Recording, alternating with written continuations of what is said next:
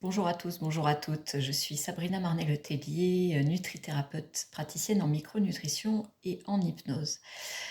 Aujourd'hui, je venais avec une réflexion qui vient depuis un moment, que j'avais envie de vous partager. Cette réflexion, elle est venue de différents échanges, de posts vus sur des forums, sur certains réseaux sociaux, de personnes, donc des groupes pour le SIBO notamment, et des personnes donc qui posent des questions, et puis quand on leur dit mais là faites-vous accompagner par quelqu'un parce que c'est complexe, elle me répond: oh non, je préfère me débrouiller tout seul parce que j'ai déjà vu des naturopathes, des médecins en médecine fonctionnelle, ça coûte trop cher, j'ai pas avancé, donc je préfère faire toute seule avec le forum ou me débrouiller avec l'IA. Ok. Et puis là, il y a quelques jours, une collègue qui me dit: mais tu sais, moi elle fait de l'hypnose aussi, et elle me dit: ben moi j'ai des personnes qui viennent me voir, et qui avant allaient voir un psychologue, et puis qui maintenant s'en passent parce que ils ont leur IA. Voilà, ils ont une application d'IA qui leur permet le soir de se déposer et d'avoir des réponses très empathiques. Ok. Et là, je me dis, mais finalement, nous, en tant que thérapeutes, quel est notre avenir? Est-ce qu'on va être remplacé par des IA ou pas? En tant que patient, est-ce que effectivement c'est tout aussi intéressant de se débrouiller tout seul, de devenir patient expert et d'utiliser pour ça l'IA ou pas? Je trouve que c'est quand même inquiétant concernant l'évolution de notre société. Déjà, on est une société, j'ai écouté ce matin une présentation qui avait été faite par l'Arche, école d'hypnose, et qui parlait d'un problème justement de société qui est l'isolement, ou la sensation en tout cas d'isolement qui est de plus en plus présente chez les jeunes, mais aussi chez les seniors, du lien social qui n'est plus là parce que la famille est loin, les amis sont loin, on est moins investi dans des associations, dans des groupes, etc. Et on n'aura jamais été autant en contact via les écrans, mais finalement jamais été aussi seul face à soi. Et du coup, je me dis, l'IA, ça risque de pas améliorer le schmilblick. Et là, ma réponse à ça, ma réflexion en fonction de moi, de ma posture, on va dire, et je serais curieuse d'avoir votre avis à vous, c'est que le rôle du thérapeute, pour moi, il est multiple.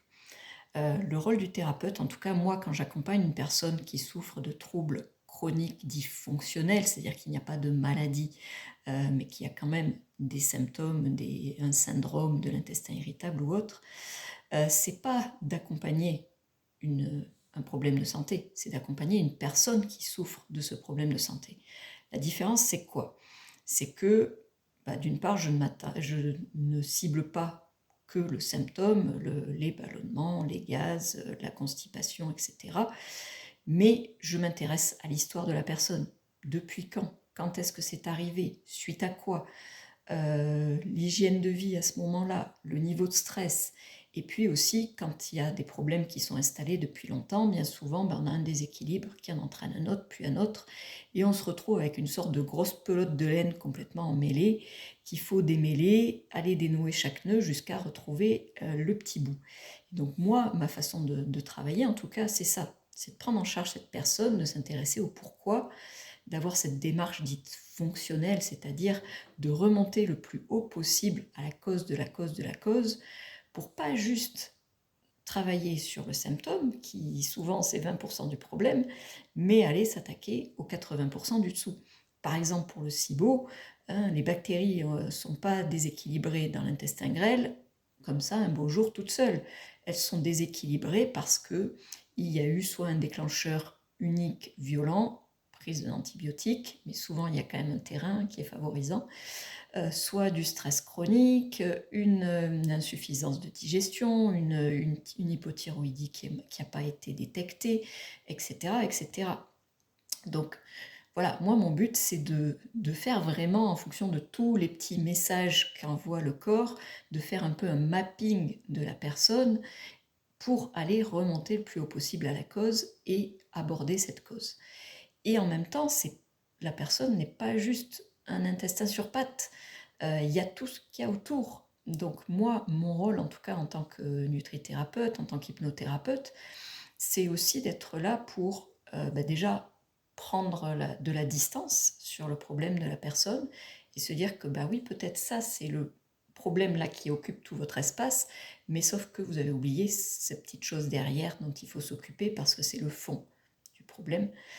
C'est aussi être là pour écouter la personne, pour lui remonter le moral quand ça va pas, pour la rassurer quand des fois un traitement ne fonctionne pas. Enfin, j'ai beaucoup de gens qui m'envoient des mails. Alors c'est vrai que pour moi, je devrais sûrement le corriger parce que ça me prend, ça me bouffe du temps d'avoir souvent des mails. Mais voilà, quand il y a des personnes qui ont un problème, dire j'ai pris ça, ça se passe pas bien, qu'est-ce que je fais?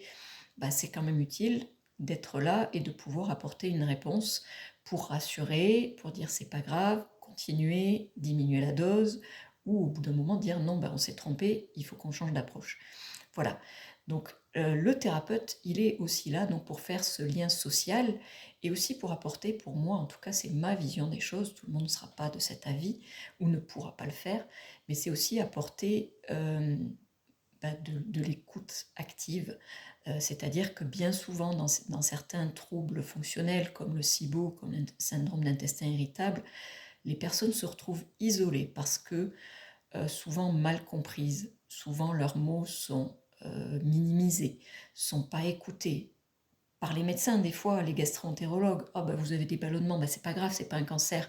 Non, c'est pas un cancer, mais quand j'ai le bide d'une femme enceinte de 8 mois, dès que j'avale un verre d'eau et ça dure toute la journée et en plus j'ai des douleurs de ventre, excusez-moi docteur, mais ça me bouffe la vie. Voilà. Et ça, pour moi, ça fait partie de mon rôle. Voilà, je ne vais pas étendre, mais pour moi, ça fait partie de mon rôle aussi. La personne, j'ai envie qu'elle trouve dans mon cabinet ou en visio cette compréhension-là, cette empathie un petit peu.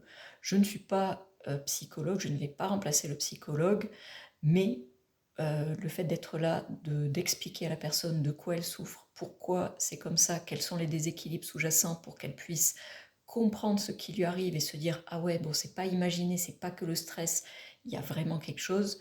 Pour moi, ça c'est important. Et la dernière chose vis-à-vis de cette fameuse IA là, qui pour moi est un poison, c'est un poison, quelque chose qu'on nous vend en disant regardez, vous allez gagner du temps. Ouais, votre patron, il va vous dire quoi si vous avez fini de bosser à 3 heures, rentrer chez vous et aller à la piscine? Non, non, non. Il va vous dire ah ok, maintenant tu peux faire le travail de 2 personnes, bon je vais dégager une personne sur les deux, j'ai plus besoin d'autant de monde. Voilà. Hein. Et puis la facilité, le petit joujou que vous faites tous les jours, ça gaspille une quantité de flotte phénoménale.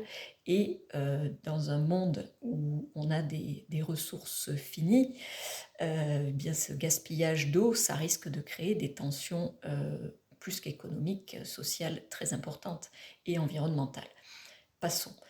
Le problème de l'IA surtout, enfin pour moi c'est bien et pas bien. Dire que oui, ça peut être bien parce que parfois ça peut nous faire gagner du temps à aller scanner sur pas mal d'études et donc à avoir se dire oui tiens, j'avais pas pensé à ça, avoir une autre vision des choses. À condition qu'on lui demande d'aller cibler des études fiables, donc d'aller chercher les infos sur des sources fiables et de nous donner des infos, de nous donner la source, pardon. Parce que on sera d'accord que sur Internet, il y a de tout. Il y a du pourri et du très pertinent. ChatGPT ou Gemini ou machin, en tout cas en version gratuite, vont faire le screen de tout ça, du merdique comme du qualitatif. Vous avez quoi en réponse à la fin? Une synthèse de tout ça.